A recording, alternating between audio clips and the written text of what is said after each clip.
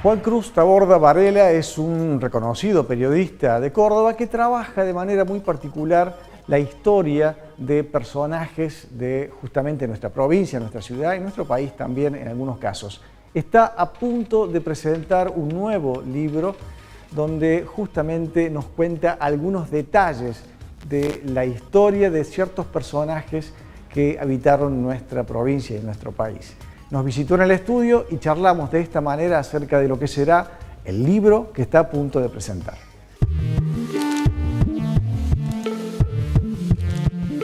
Tercer libro, en autoría individual, si se quiere. Tengo otras publicaciones en ediciones colectivas y este es el tercer libro que sigue más o menos una saga similar que tiene que ver con la historia y con la política de Córdoba. Tiene que ver con mis gustos personales individuales, ¿no? Que a su vez los puedo de algún modo combinar con mi interés periodístico, con mi trabajo permanente. Desde hace un tiempo he acuñado la frase, al menos para mí, que para entender el periodismo, para hacer periodismo en Córdoba, en Argentina, es más importante tener el diario de ayer que el de mañana. Esta idea de la noticia, de ir adelante de la noticia, de pelearse por la primicia, a mí nunca me interesó, me pone muy incómodo. Veo los mobileros de calle peleándose, corriendo, y yo entiendo que el periodismo no es eso, porque entiendo que el periodismo tiene que aportar una cuota de análisis y de reflexión que te lo habilita mucho más el diario de ayer. Y en ese marco es que la historia, a mí, para mi trabajo personal, en la radio, en el canal, el programa de tele, el programa de radio, el diario de ayer, y cuando digo de ayer me refiero al diario del archivo, me sirve mucho más no solo para comprender la historia de Córdoba o de Argentina, sino que me sirve mucho más también para comprender el presente y el diario de mañana. Pero el diario de mañana a mí no me interesa mucho, me interesa mucho más el diario de ayer, y en el marco de esos intereses y esos deseos fue que inicié la saga con la biografía de Roca, después lo de la Reforma, y ahora este tercer libro que de algún modo es como un spin-off de las dos anteriores.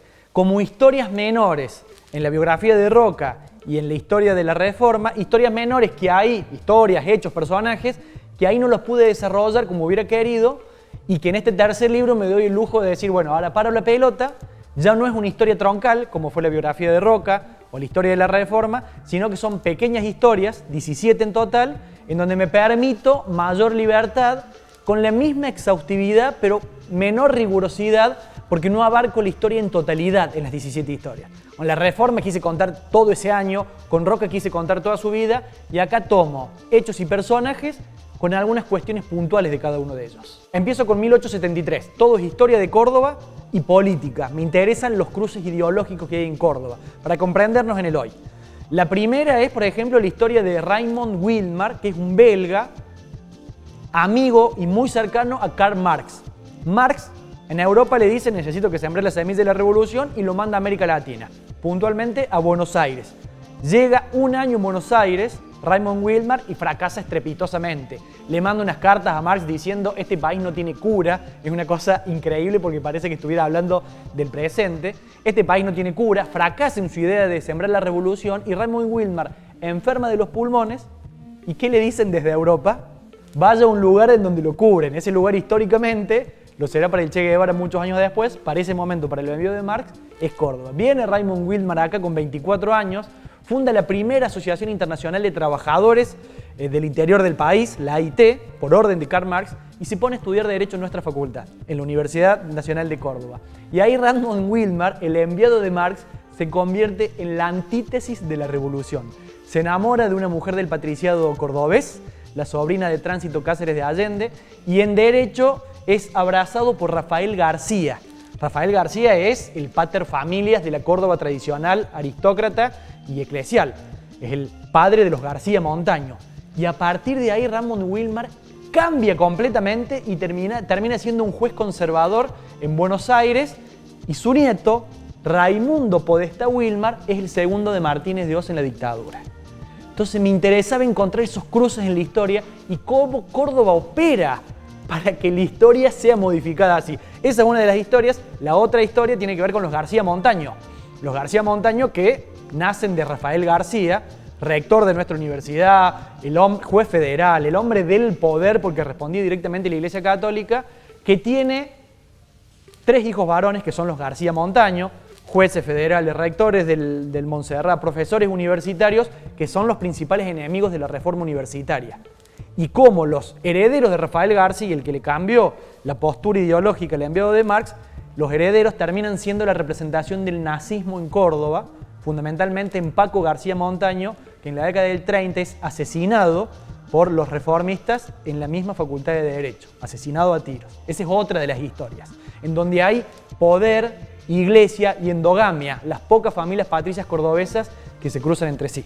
La verdad que están buenas las historias, no porque yo las haya escrito, sino porque uno termina de comprender todos los pliegues que tiene la historia de Córdoba, y como por ejemplo García Montaño en esas elecciones en la Facultad de Derecho, en la representación del nazismo cordobés, que estaba bancado por lo que era la Iglesia Católica de Córdoba. En ese momento se enfrentan en elecciones con el reformismo, integrado por el radicalismo y el Partido Comunista. Y ahí, leyendo archivos viejos, libros viejos, aparece como un militante y candidato del reformismo, es decir, de la izquierda, un jovencito llamado Vicente Leónidas Sadi, que con los años va a terminar siendo un caudillo peronista, ¿no? Este es el caso de Ofelia Grandoli, la niña entusiasta de la revolución, la mujer de 18 años que en el 18 se puso al frente de la reforma universitaria, que dio un discurso en lo que era la Plaza Vélez Sarsfield, anticipando 100 años el feminismo, un discurso de género realmente, y que con el tiempo Córdoba no solo la olvidó, sino que la ocultó.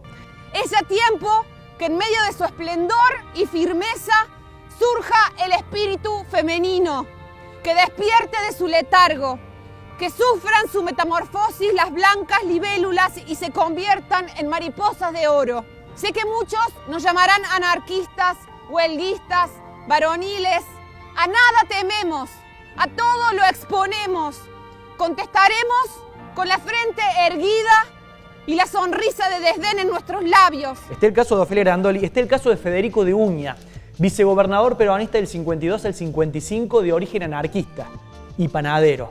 ¿Quién sabe en Córdoba que tuvimos un vicegobernador que era en sus orígenes anarquista y panadero, y que, a diferencia de lo que era el peronismo en sus inicios en Córdoba, que fue nutrido por el conservadurismo, él era un hombre de la izquierda, anarquista, y durante toda su vida mantuvo esos principios que hicieron que, en definitiva, lo terminaron ocultando. Para comprender la Córdoba de hoy hay que ver qué pasó con esos nódulos malignos, entre comillas, que fueron ocultados en la Córdoba de ayer. Uno puede entender por qué Córdoba tiene estos comportamientos electorales y por qué Córdoba, que en los 60-70 fue la vanguardia de izquierda, a partir del 74 con el Navarrazo, la irrupción de Menéndez y ya con el 83 y el consenso absoluto del PJ y la UCR, Córdoba se terminó convirtiendo en esto que es ante todo aburrido. Yo es el planteo que hago en el prólogo. Córdoba se convirtió en un lugar aburrido porque ocultaron todos estos nódulos malignos que tuvimos en nuestra historia. Viernes 26 de marzo, a las 7 de la tarde, patio mayor del Cabildo,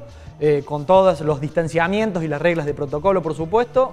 Voy a estar acompañado por dos personas que son muy interesantes para escuchar, para comprender Córdoba, como es Carolina Escoto, la ex rectora de la universidad, y el médico pediatra Enrique Orchansky, que no solo es un médico pediatra, sino es un hombre, un intelectual que nos permite comprender Córdoba.